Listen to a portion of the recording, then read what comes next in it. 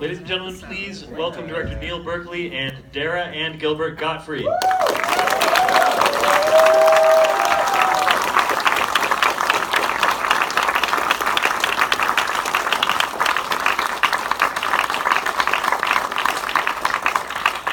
There's just two chairs. I guess you'll have to figure it out. I don't know. So, I think something we didn't talk about at the previous screening that a lot of people seem to enjoy was the Nazi part. I guess Nazis are so popular. Everybody loves Nazis. You can't go wrong with Nazis. Yeah. I always say, thank God those Nazis showed up. That was a part in the movie where I'm sure people think it was totally set up because it was so insane. But that just happened. There just happened to be this war reenactment going on. Yeah, so Gilbert and I were in Chicago, and I walk in this hotel is like this time capsule from the 60s, and it was massive. There was a convention center, a comedy club, a hotel, and I started seeing this uniformed people walking around, and I was like, what's going on? They said, oh, there's a war convention. So I called Dara, and I said, do you think Gilbert would go to this? And she said, yeah, take him. And we go there, and it's every war you can imagine. Every war that's ever been fought is represented. There's Romans, there's everything, and there were some Nazis there. And thank you very much. And so Gilbert took some selfies with the Nazis, and they were really nice guys.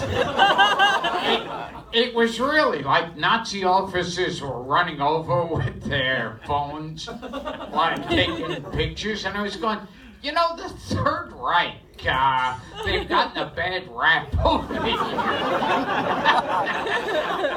So I told this guy, they were nice guys. I said, if you want to go to the show, I'll put your name on the list. I didn't know they would go in their full regalia. And I shot it, and I went backstage and like, Gilbert, the Nazis are out there. And thank God they were. It was like a scene from Cabaret. He was on stage, and Nazi officers. Dream come true. Yes. We don't talk about it, but the guy that's looking in the lens, and the fully cast, not if you want to cast a Nazi like that guy, but he said he's a gypsy Jew. Whatever that is. Very popular with Nazis, the Gypsy Jews. I wanted to point out that in a lot of ways, no offense to you, Gilbert, but you end up kind of being like the hero of the movie, because when the project started, of course, people would expect, you know, those of us coming to watch this doc would think all the focus is going to be on you, but then we find out that you've got this, you know, incredible position of kind of organizing things and making things work. So was this what you expected when the movie was going on, to be such a focus of it? Not really. That's not really what I signed up for. It just sort of, you know, Neil just came and showed up and shot what was going on, and that's what was going on. So In the original cut, the hero of the film is Chuck Norris.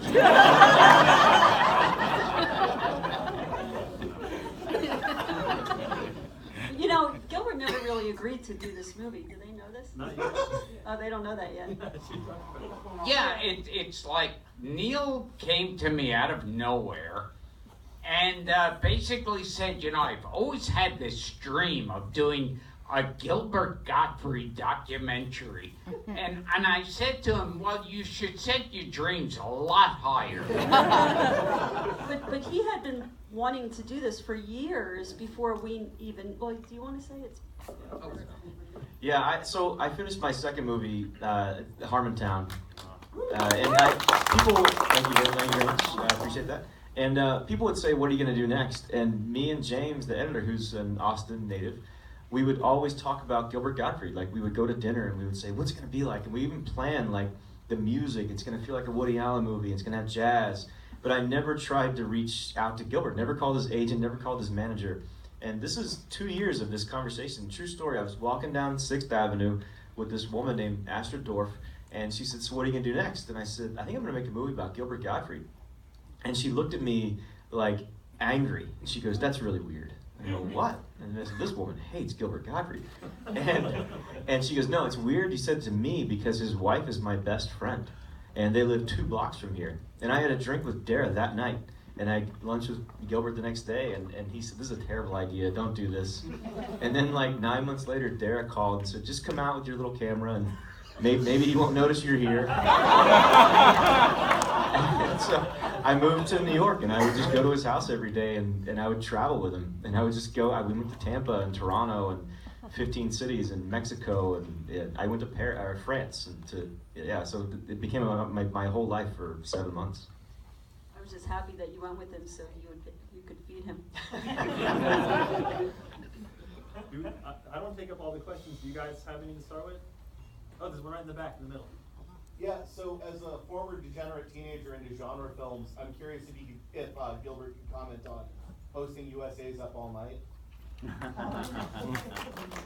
Yeah. Oh yeah. What was there a question? Yeah. Oh, that was very weird. I mean, most of Up All Night though wasn't what I was. I'm mostly into old horror films.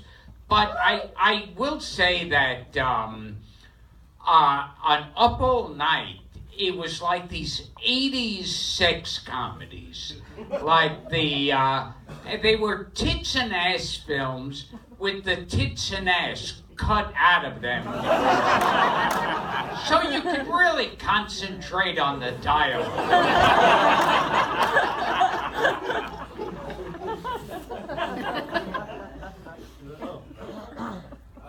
Neil, their relationship is so different from the relationship you documented in your last movie. I mean, how did that feel just as a contrast when you were making this versus that?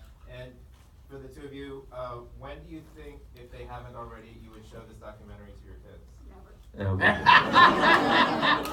Yeah, Derek called me one day and she goes, hey, is there a version of the movie you can cut that I can show the kids? And I said, do you know who you're married to? Have you ever met Gilbert Gottfried? It is a very different relationship, yeah. But the thing is, when I started, I knew nothing about Gilbert's personal life. Like, I knew Dara, and I knew he had kids, but I hadn't met them. I didn't know he had 2 sisters. I didn't know any of that. So it was really discovering all that. And the relationship is very different, but it was fun to like capture that. I remember when those greeting cards, I was in Dara's apartment, we were talking, and she goes, oh, do you want to hear, you want to read some of Gilbert's love letters? And I go, yeah, of course. And it's, go fuck yourself. So yeah, it was very different. It was also the challenge of like, getting, capturing Gilbert in a relationship and what that's like, because, you saw it. Oh, right there, sir. So Gilbert, what was the hardest thing about adjusting to having the documentary cameras there all the time and you revealing yourself, because you've been very protected your entire career? What was it like trying to adjust to that? I never really adjusted to it.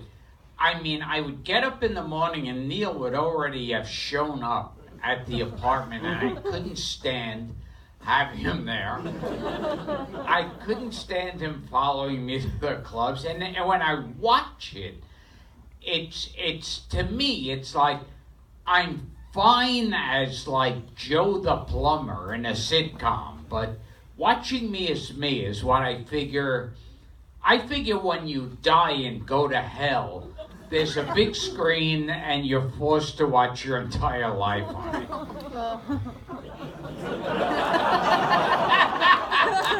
We have to preface that. I think you like the movie and people seem to enjoy it. I've heard that story so many times. And I'm like, I think you like it. Dara likes it.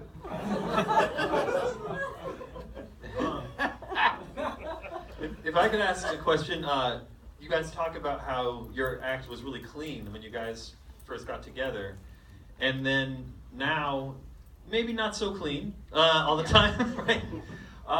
So did that shift happen because there was just more of a general politeness and political correctness going on in the world, or did you just get tired of not swearing, or I never really gave it that much thought.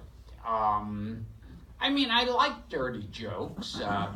You know, I remember watching the History Channel, and they said Hitler liked jokes, but he didn't like dirty jokes.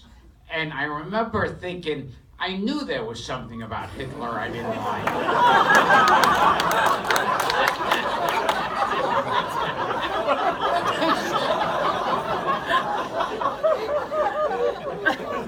People have asked if there was ever a moment in filming that got rough, and so when the movie comes out on November 3rd, IFC in New York, please tweet everyone you know if you do that, and then LA, and then select cities, and hopefully back here in Austin. But there's an extended cut. We had 30 more minutes, and we're going to put it out on the internet. But there's a moment in Minneapolis, and there was a lot of times where it was just me and Gilbert hanging out backstage, and it was boring. Like you just eat pizza and just sit there.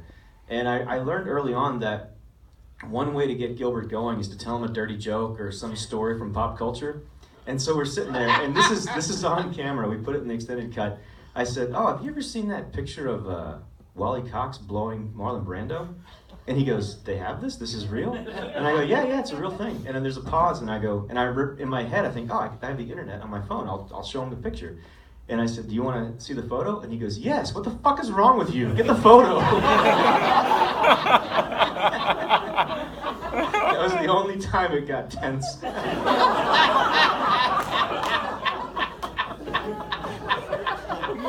think we've done, a couple more, yeah. Very early in your career, I'm just trying to picture, like, during maybe before you made a bunch of money, I'm trying to picture you in, like, odd jobs, like a lot of struggling comedians early. Could you share what it is that you did early on? Oh, God, I had a bunch of the worst jobs. I had, like, some, foot messenger, where I deliver feet.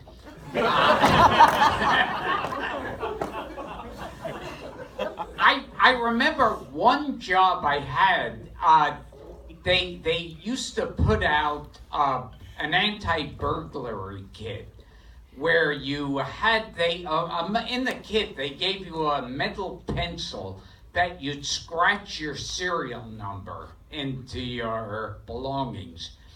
And they had me sit there with a bunch of these pencils and a glass ashtray, and if it scratched it, I would put it in the good pile, and if it didn't scratch, I'd put it in the bad pile.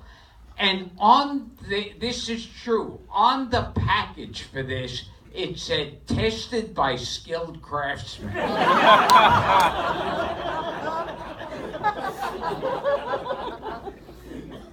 right, I thought I saw one more hand. Do we have time for one more question? Oh, right there. All right, so your aristocrats joke is kind of infamous, and the whole setup is pretty much setup, so it's kind of grotesque building setup. How do you know when you've reached the punchline? Is it based off of the audience, or is it based off of you run out of material, or how do you know when you finally gotten there? How do I know I reached the punchline? How do you know when you finally reached the punchline of the aristocrats? Yeah, I don't know. Sometimes I've just got more energy than other nights. And I'll throw in, I'm in a good mood, so I'll throw in an extra, and he's eating his mother's cunt, because I just want to give the audience back something. Well, thank you guys for being here and picking this movie and all the sex education and everything you've done. Real quick, it's gilbertmovie.com, at Real Gilbert Gottfried, Neil P. Berkeley, Dara Gottfried. Please, if you liked it, let the world know. It's a small movie. We did it out of love, and I appreciate any support, you guys. And thank you for coming out. Thank you, Fantastic Fest and Zach. This has been a real thrill. Thanks so much.